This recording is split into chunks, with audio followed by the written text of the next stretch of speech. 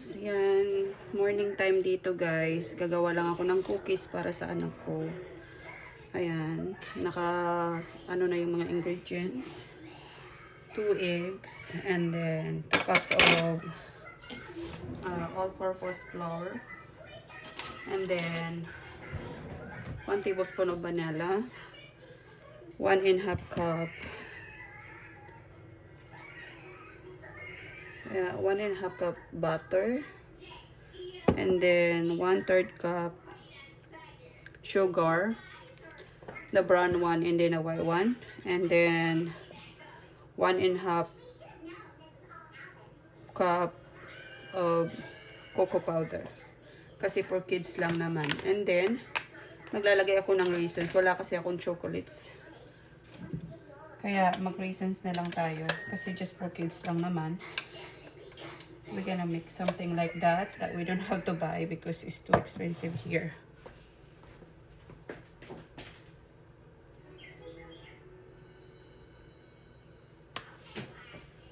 Yeah guys, imimix ko lang to guys, magbabalik ako. Guys, 2 eggs.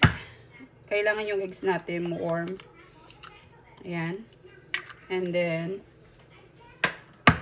2 eggs. Ayan. 1 tablespoon of vanilla.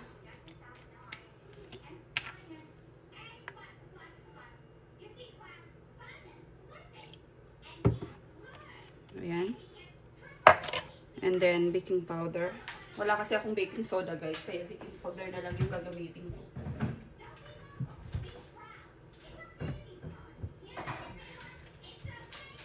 Ayan.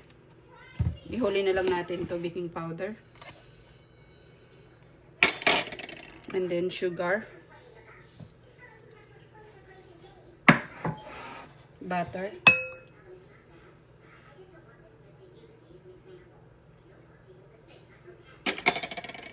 Wala kasi akong mga ano pa eh. Bibili ako ng spatula. Hindi ako nakakabili pa guys kasi hindi ako nakakaalis pa. Ayan. I-mix lang natin to hanggang mag ano siya.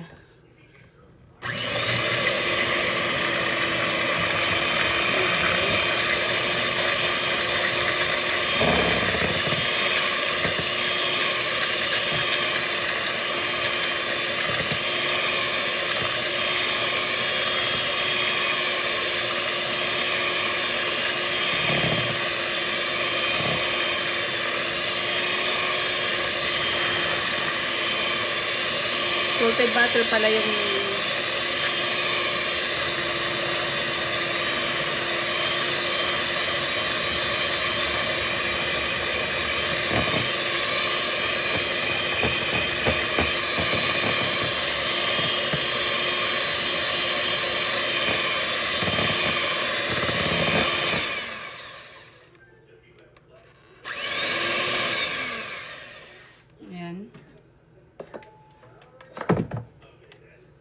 tapos,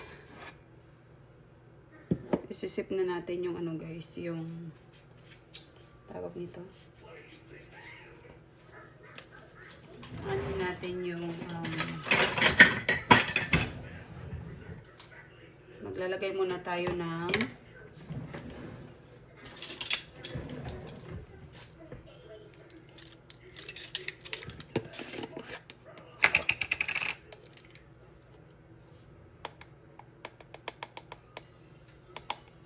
teaspoon ng ano guys, ng baking powder.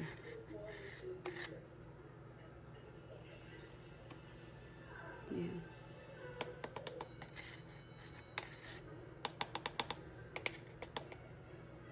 Ayan guys.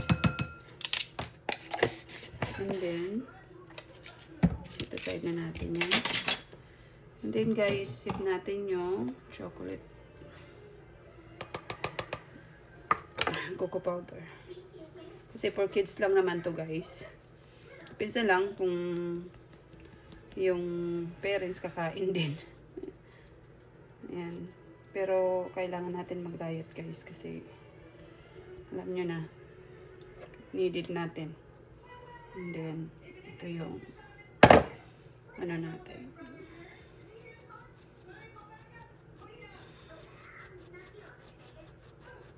Ayan guys.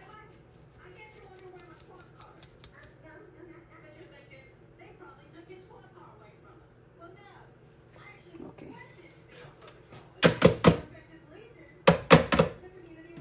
Ayan guys.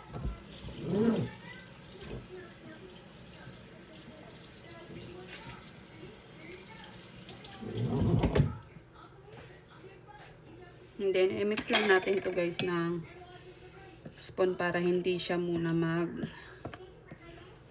tawag nito, magkalat ba? Because kailangan natin siyang i-mix ng pang-mixer. Tsaka bago ko siguro to guys, i-form as a cookie. I-ano ko muna to, i-rest ko muna siya ng mga siguro mga 10 minutes sa ref or sa freezer, something. Para ano lang siya guys, yung ma-rest lang yung pinaka-butter natin. Ayan.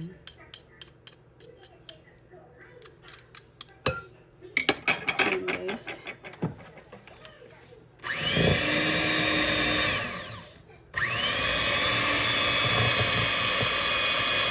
Kailangan natin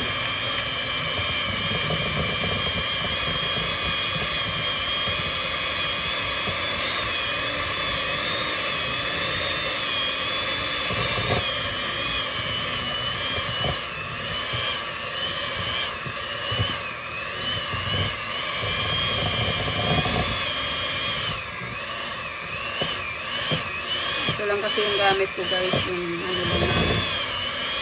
Kaya tinatalapsik ko guys.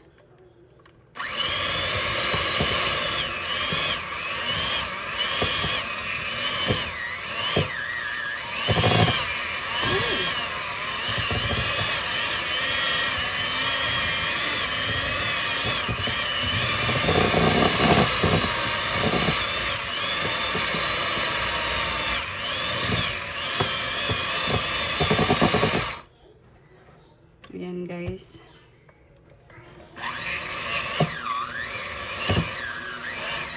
Kailangan namin itong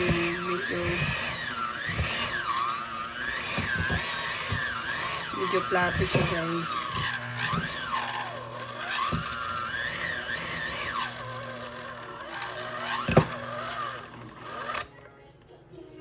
Ayan siya guys. Gawin ganyan na siya. Ayan. Ayan. Kailangan ganyan siya guys para hindi hindi siya tawag nito. Ayan, ganyan siya guys. Pag inano mo siya, oh. Ayan, nagaganyan siya. Ayan guys, magbabalik lang ako guys. Ayusin ko muna to. Bago tayo mag-start magluto, tingnan muna natin itong cookies na binake ko. Tingnan natin. Oh, perfect siya guys. Look at that. I'm so happy. Ayan siya guys. Ayan. Tikman na natin.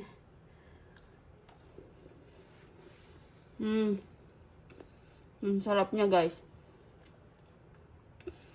Yan. Nagluto ako nito guys. Tapos magluluto ako ng pork bistec. Yan guys. I hope you like this video. Thank you.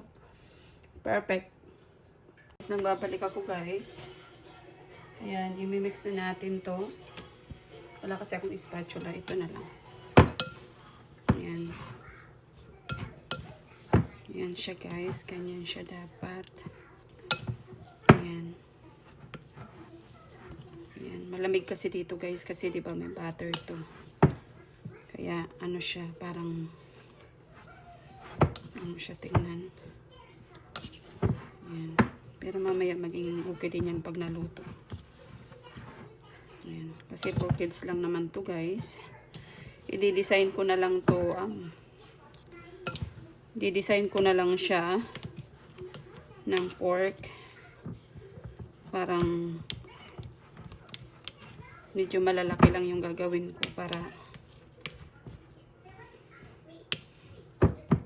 ano yung mga bata. Malinis naman yung kamay ko guys. Pero maghuhugas ako ulit.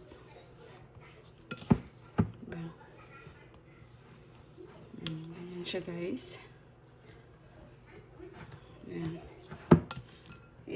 Mag-wash lang ako ng hands.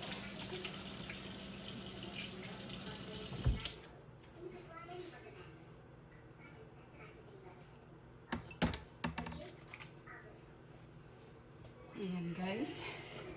Mag-cut lang ako ng parchment paper. Dito sa maliit kong lagyanan, dito ko na lang siya ilalagay. Bibig ko na lang siya ng 2 beses.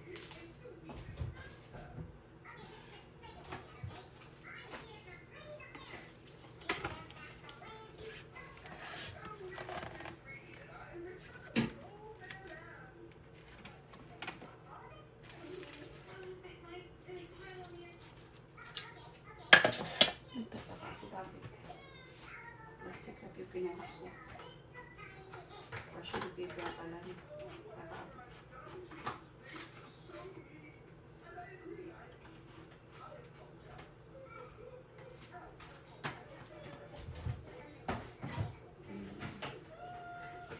Pero guys, pwede ko siyang i-bake na lang dito sa malaki. Lipat ko na lang siguro itong aking. Ayan.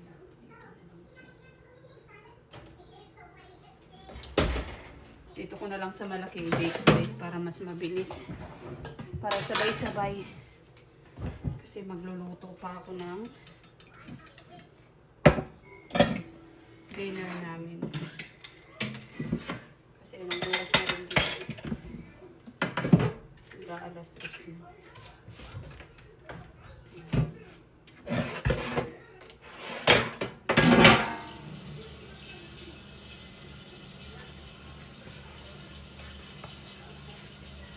Ayan guys, magbabalik ako guys. Ayan guys, nagbabalik ako guys. Ipo-form ko lang siya sa kamay ko. Malinis na yung kamay ko. Ayan. Ganito siguro siya kalaki.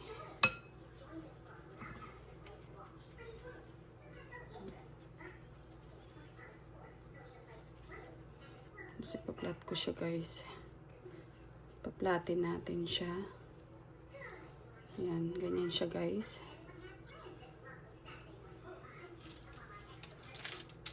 Ayan.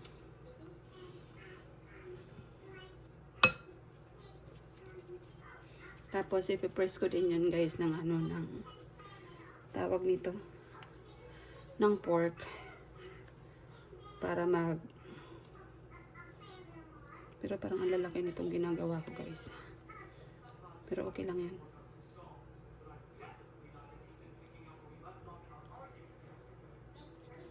Ibilog ko ulit guys.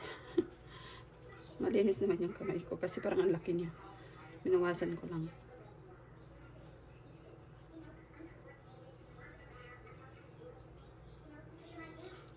Ayan.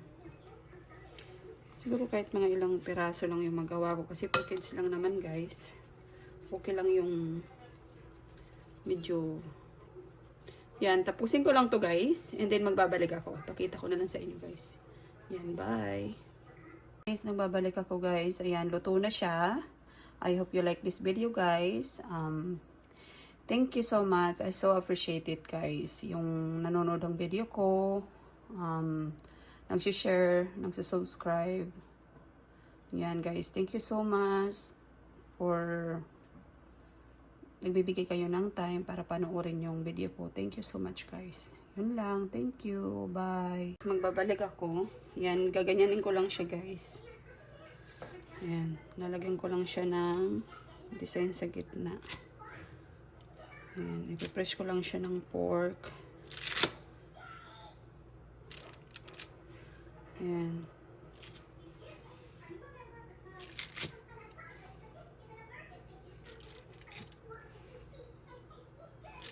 Ayan.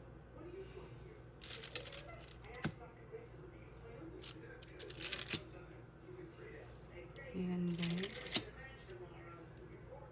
Ayan.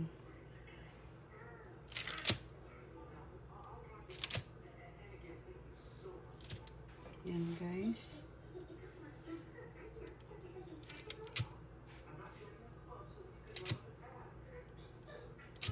Yan siya guys. And then lalagyan ko lang siya ng raisin sa gitna. Siguro mga 3 raisins lang kasi pang design lang. Para lang sa mga bata to guys.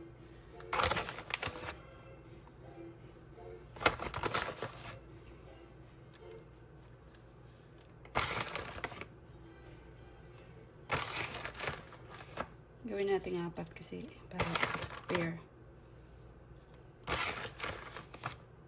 Yan guys. Matagal na akong hindi nagbibake ng ganito dati sa Pilipinas guys. Madalas ako nagaganito kasi nga yung anak kong lalaki mahilig sa cookies. Eh pag panabili ka kasi sa mga grocery, hindi mo alam talaga. Eh ito at least alam mo yung ano tawag nito. Alam mo yung ingredients ko, ano yung mga hinahalo mo. Ayan. Malaking bagay din to guys. Lalo na sa akin na mami na panay na lang ako sa bahay. Ayan. Just bahay lang talaga. Mag-alaga ng mga bata. Kasi ayan. Lagyan ko lang siya ng cookies guys para pang design lang. Ayaw talaga ng anak ko yung may raisins guys. Kaso lalagyan ko lang talaga kasi masyado siyang pihikan. Ayaw niya kumain ng mga ano.